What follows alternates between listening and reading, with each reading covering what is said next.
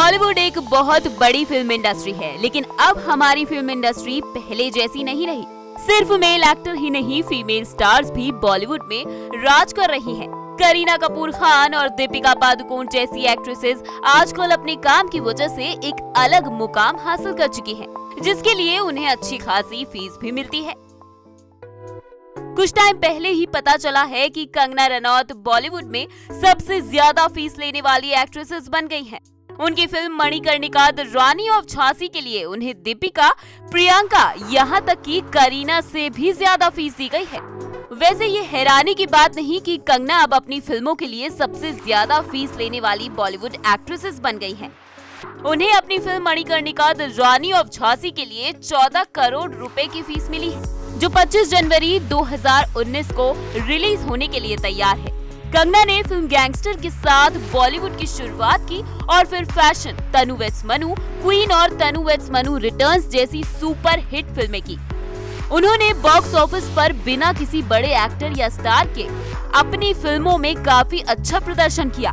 साल 2019 में उन्हें मणिकर्णिका में योद्धा झांसी की रानी के रूप में देखा जाएगा। इसके अलावा आने वाले सालों में उन्हें मेंटल है क्या, पंगा और इमली जैसी फिल्मों में भी देखा जाएगा। बात दीपिका पादुकोण की करें तो दीपिका ने अपने फिल्मी करियर में पद्मावत, बाजीराव मस्तानी, पीकू और ये जवानी है दीवानी जैसी हिट फिल्में दी हैं। दीपिका अपनी हर एक फिल्म के लिए 11 करोड़ रुपए फीस लेती हैं। बॉलीवुड की फिल्मों के अलावा पद्मावत एक्ट्रेस ने हॉलीवुड में भी काम किया है।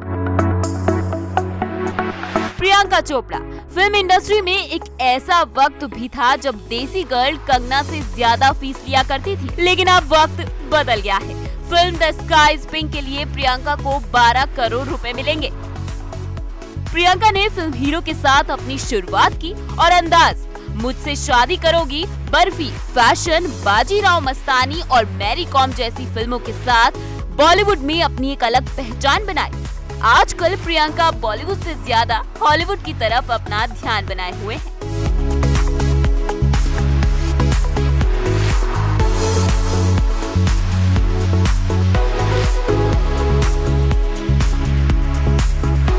करीना कपूर खान, करीना बॉलीवुड में सबसे ज्यादा फीस लेने वाली एक्ट्रेसेस में से एक हैं।